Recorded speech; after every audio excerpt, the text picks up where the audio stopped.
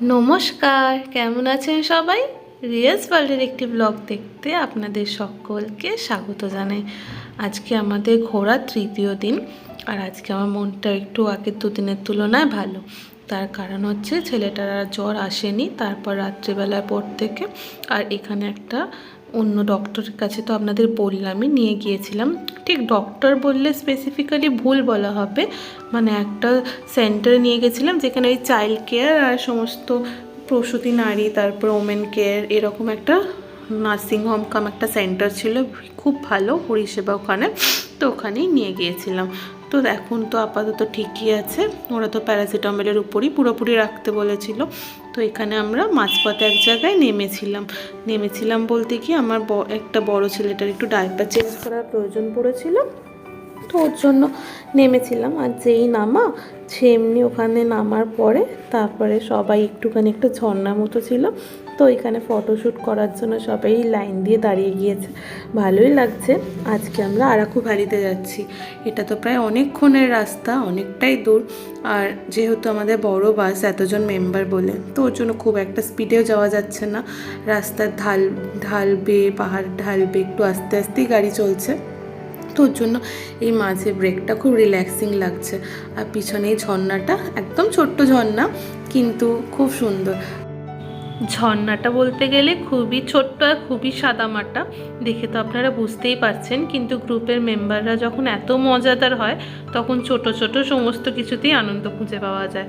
তো আমাদের হয়েছে তাই, একটা ছোট ঝর্ণা থেকেই সবাই এমন হুল্লোড়পনা করছে যে সেটা দেখেই খুব ভালো লাগছে।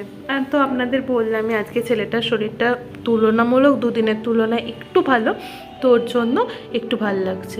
কিন্তু হলে হবে কি, এখানে ডাক্তারদের প্রেডিকশন এত ভালো, তো ওরা বললো যখন যে ডেঙ্গু বা ম্যালেরিয়া কোনো ধরনের টেস্ট করানোর কোনো দরকার নেই, এটা ভাইরাল বা ইনফেকশন থেকে এই জ্বরটা হচ্ছে, কিন্তু এর গায়ে র্যাশেস আসবে। তখন না ছোট ছোট গলাতে একটু র্যাশ দেখেছিলাম, তো আমি ভাবলাম যে আচ্ছা ঠিক আছে। আর ওরা একটা ওষুধও খাওয়ানোর জন্য দিয়েছিল যাতে কোনো ধরনের ইচিং বা এইসব ধরনের চুলকানি না হয়, তো আমি আর সেটা খাওয়াইনি। তো ওটা বলেছিল প্যারাসিটামলের উপরেই রাখতে, আর অ্যান্টিবায়োটিক যেটা তো খাওয়াচ্ছিলাম সেটা বন্ধ করে দিতে বলেছিল। তো যাই হোক, ওটার একটা কোর্স যেহেতু করানোর দরকার হয়, তো এখানে ডক্টরের সাথে কনসাল্ট করেছিলাম। আর এই ইচিংয়ের ওষুধটা আমি খাওয়াইনি। আমি তো শুধু অবাক হয়ে গেলাম, মানে তার পরের দিনেই গা ভর্তি র্যাশ বেরিয়ে গেল ছেলেটার। মানে জ্বর নেই ঠিক কথা, কিন্তু এত র্যাশ বেরিয়ে গেল যে রোদে ঘুরতে খুব কষ্ট পাচ্ছিল। আর এমনিতেই সারা ঘোরাটায় শুধুমাত্র বাবা ছাড়া আর কারোর সাথেই যাচ্ছিল না, কারো কাছেই যাচ্ছিল না বড়টা। তো ওর জন্য হলো কি, মানে ওর বাবাও তো নাজেহাল হয়ে যাচ্ছিল, আর রোদে ঘুরে ওরও একটু কষ্ট হচ্ছিল। তো ওইটাই একটুখানি যা খারাপ লাগছিল, কিন্তু ওইটা বাদে ওই যে প্রচণ্ড ধুম জ্বর সেটা আসছিল না।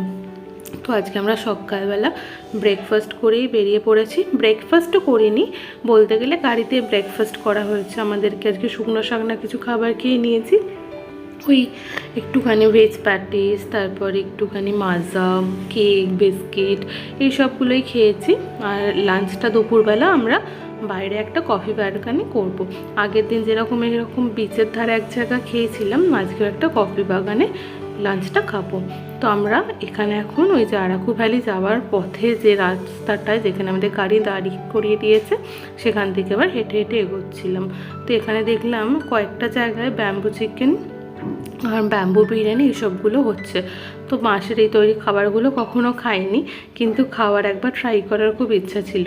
কিন্তু সময় যেহেতু কম, আর এখন সত্যি কথা বলতে বিরিয়ানি খাওয়ার সময়ও নয়, লাঞ্চ তো খেতে এখন ঢের দেরি, তো ওর জন্য আর খাইনি। কিন্তু চারিপাশটা দেখছিলাম, অনেকগুলো এরকম দোকান রয়েছে ব্যাম্বু চিকেন আর ব্যাম্বু বিরিয়ানি, বেশ ভালো লাগছিল। আর এই রাস্তাটায় কেনাকাটি করার জন্য এরকম ছোট ছোট বেশ অনেকগুলো দোকান ছিল। সেমনি কথাতে মানে ভাইজ্যাগে তো সেরকম স্পেসিফিক্যালি কোনো জিনিস পাওয়া যায় না, যেরকম হায়দ্রাবাদে পার্লের জিনিস খুব পাওয়া যায় ভালো।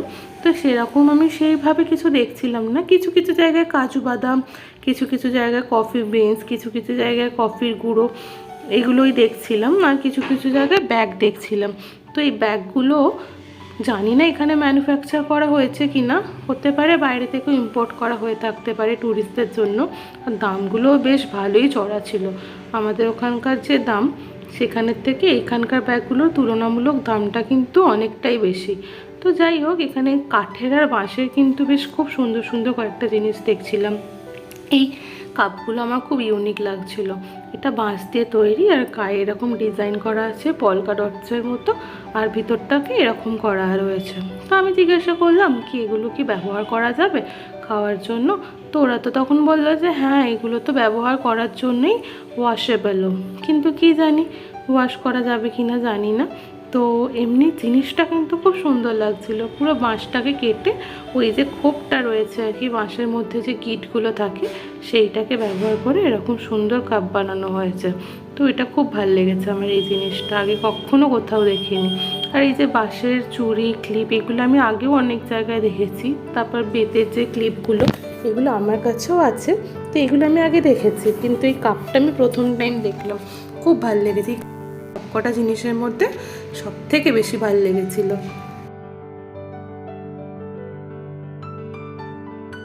তো আজকে আরাকু ভ্যালির যে গুহাটা, তো ওখানে যে বোরা কেভটা আছে আর কি, তো এই কেভটার মধ্যে পুরো রাস্তাটা তো আমরা নামতে পারিনি, মানে ছেলে দুটোকে নিয়ে আমি আর অন্য ছিলাম, আর বাকিরা নেমেছিল। আমার শ্বশুরমশাই নেমেছিল আর আমার বাবা একদম শেষ অবধি নেমেছিল। তো ওখানে নাকি একটা মন্দির আছে, তো ওই অবধি নেমেছিল, কিন্তু আমরা নামতে পারিনি। তো এখানে যাওয়ার পথে দেখছিলাম এরকমভাবে বাঁশের শিকের মধ্যে রোস্ট বা তন্দুরি মতো এরকম করা হচ্ছে। তো আমরা একটা অর্ডার করেছিলাম, খেতে বেশ ভালোই লাগছিল। আর এখানে এই যে বললাম না আপনাদের কফি বিনস ছিল কিছু, ওই কফি বিনসগুলোও দেখছিলাম। কিন্তু এইগুলোকে কিভাবে খায় তো জানি না। এমনিতে তো অন্য কফি খেতে খুবই ভালোবাসে, আমি অতটা চা বা কফি কোনোটাই ভালোবাসি না। ও এমনি চা কফি খুব ভালোবাসে খেতে, একটু গাঢ় করে দুধের চা কফি খুব পছন্দ। তো ওই জন্য ওগুলো খুঁটিয়ে খুঁটিয়ে দেখছিল, কিন্তু আমি ওকে নিরুৎসাহ করছিলাম, বলছিলাম ছাড়ো ছাড়ো, এগুলো কিভাবে ব্যবহার করতে হয় জানি না, এসব নিতে হবে না, তুমি বরং নেসকাফির পাতা কিনে ওখানে গিয়ে যেমন খাও তেমনই খাবে। তো আমার কথা শুনেও হাসছিল। তো এখানে আমরা প্রায় ঢোকার মুখে চলেই এসেছি। তো এখানে এরকম একটা ওয়াচ টাওয়ার মতো ছিল, আর তারপরে এখানে ভিতরে ঢুকে আসার পরে এন্ট্রি ফি দিয়ে, আর এমনিতে তো ওরা ক্যামেরার জন্য আলাদা চার্জ করেই ছিল। তো এবারে সিঁড়ি দিয়ে আস্তে আস্তে নামছিলাম, কিন্তু গুহাটা এখান থেকে বেশ খানিকটা দূরে। তো এখানে এত বাদরের উপদ্রব কি বলবো, আমার হাত থেকে তো একবার ফোনটা আমার বাদরটা ছিনিয়েই নিতে চলে যাচ্ছিল। তো আমি অনেক কষ্টে বাঁচিয়েছিলাম, দেখলেন না আপনারা, ঝট করে হাতটা সরিয়ে নিয়েছিলাম বলে, নয়তো আমার ফোনটা এক্ষুনি নিয়ে চলে যেত। তো এখানে প্রচুর বাদর। তো এই রাস্তাটা দিয়ে আমরা আস্তে আস্তে গুহার পথের দিকে নেমে চলেছি। আর এখানটা এত ঠান্ডা ঠান্ডা হাওয়া দিচ্ছে। তো ডক্টর বলেছিল কি পারলে এই জায়গাটা অ্যাভয়েড করতে, আমাকে আর অন্যকে না আসতে। কিন্তু বাড়ির সবাই তারপর বললো কি একটু সোয়েটার টুপি মাফলার এসব পরিয়ে নিয়ে চল, কারণ তোরা যদি না যাস তো তাহলে তো আর কারোর অতটা মজা হবে না। তো আমরা ওই জন্য ভাবলাম ঠিক আছে তাহলে যাই, বরং তার থেকে যে প্রিকশন নেওয়া যায়, সোয়েটার টুপি মাফলার যা ছিল সব ছেলে দুটোকে পরিয়ে নিয়েছি। খুব একটা গরম বা খুব একটা ঠান্ডা এখানে না, কিন্তু খুব ঠান্ডা ঠান্ডা একটা হাওয়া দিচ্ছিল, তো ওর জন্য বেশ শীত করছিল। তো ওর জন্য জায়গাটা কিন্তু খুব সুন্দর লাগছিল।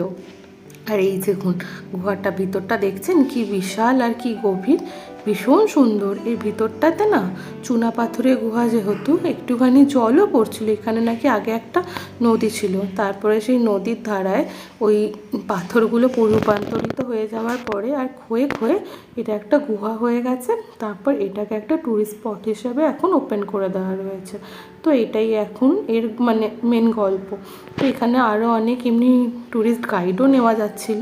তো আমরা তো ট্যুরিস্ট গাইড কিছু সেরকম নিইনি, আমরা এমনি হেঁটে হেঁটে ঘুরছিলাম আর একটুখানি নেটে গুগল করতে করতে রিসার্চ করছিলাম যে এর কী হিস্ট্রি আছে বা এর গল্পটা কী। তো এই গুহার ভিতরটা ভীষণ অন্ধকার জানেন, কিন্তু ভিতরটায় এত সুন্দর লাইটিংয়ের ব্যবস্থা করা রয়েছে, দেখতে পাচ্ছেন এখান থেকে ছবিতে কতটা বোঝা যাচ্ছে আমি বুঝতে পারছি না, কিন্তু ভিতরটায় অনেক রকম রং বেরঙের লাইটিং করা ছিল। তো ওর জন্য এটা গুহাটাকে আরও মায়াবী করে দিচ্ছিল। আর এই দেখুন আমার বকুর অবস্থা, 3 দিন জ্বরে ভুগে ছেলেটা একদম কাহিল, আর কারোর কাছে তো যাবে না ছেলে বাবা ছাড়া। তো ওর জন্য কী আর করা যাবে, বাবাই সই। আর ওর জন্য ওর বাবারও নিচে অবধি যাওয়ারও হলো না, তো ওর জন্য অন্য পরে অনেক আফসোস করেছিল। তো যাই হোক, ওখান থেকে তারপর আমরা বেরিয়ে লাঞ্চ টাঞ্চ করে এবার একটা ট্রাইবাল মিউজিয়ামে চলে এসেছিলাম। তো এই মিউজিয়ামটার মধ্যে এইখানকার আদিবাসী সম্প্রদায়েরা কিভাবে জীবনযাপন করে, কিভাবে কিছু মানে রুজি রোজগার করে, কিভাবে শিকার করে, কিভাবে নিজেদেরকে প্রতিরক্ষা করে, তার বিভিন্ন ধরনের স্ট্যাচু বা সৌধ বানানো ছিল, আর সেটা খুব সুন্দরভাবে প্রেজেন্ট করা ছিল। কিন্তু ভিতরে যেহেতু ফটোগ্রাফি বা ভিডিওগ্রাফি অ্যালাউড ছিল না, তো ওর জন্য ওর ভিতরে ভিডিওটা আমি করতে পারিনি। আর এর সংলগ্ন এরকম একটা মার্কেট প্লেসও ছিল, যার মধ্যে অনেক ধরনের জিনিস পাওয়া যাচ্ছিল। কিন্তু এইখানের জিনিসগুলো আমি একই জিনিস অন্য একটা জায়গা থেকে কিনেছিলাম, দাম করে দেখলাম এখানে দামগুলো তুলনামূলক আর একটুখানি বেশি বাইরের তুলনায়। যাই হোক, হয়তো এদেরকে কোনো ধরনের দোকান রাখার জন্য আলাদা করে চার্জ করতে হয়। সেরকম বলতে ইউনিক কোনো জিনিস দেখতে পেলাম না, কাঠের ওই টুকটাক ডাল ঘটনা, তারপরে চাবির রিং, ক্লিপ, যে যে জিনিসগুলো আমি আরাকু ভ্যালিতে দেখেছিলাম সেই জিনিসগুলো। কিন্তু এখানে একটা খুব সুন্দর জিনিস যেটা আমি নিজের জন্য কিনে এনেছি, পসিবল হলে আপনাদের কোনো একটা ভিডিওতে দেখাবো। সেটা হচ্ছে একটা পাখি, একটা মাটির পাখি, যার মাথার মধ্যে একটা ফুটো করা আছে। তো এই ফুটো দিয়ে যদি আমি জল ভরে দিই, আর পাখির পিছনে একটা বাঁশির মতো ব্যবস্থা করা রয়েছে, আর ওই ফুটোটা দিয়ে যদি আমি ফু মারি, তাহলে না পুরো পাখির শীষ যেরকম হয় সেই ধরনের একদম পাখির অরিজিনাল ডাকের মতো কিচিরমিচির আওয়াজ হচ্ছে। ওটা ভীষণ সুন্দর, কিন্তু তার জন্য ভিতরে জল ভরে নিতে হবে। তো ওই জিনিসটা আমি এখান থেকে কিনেছিলাম। আর বাবুদের জন্য একটা ওই ঘটঘটি টাইপের একটা খেলনা কিনেছিলাম, যেটাই নাড়লে একটু ঠক ঠক ঠক ঠক কাঠের আওয়াজ হবে। তো এই দুটো জিনিস কিনেছিলাম, কিন্তু পাখিটা আমার খুব পছন্দ হয়েছিল। পাখিটা এতই ইউনিক, আমি এর আগে কোথাও দেখিনি। তো এই পাখিটা আমার খুব ভালো লেগেছিলো।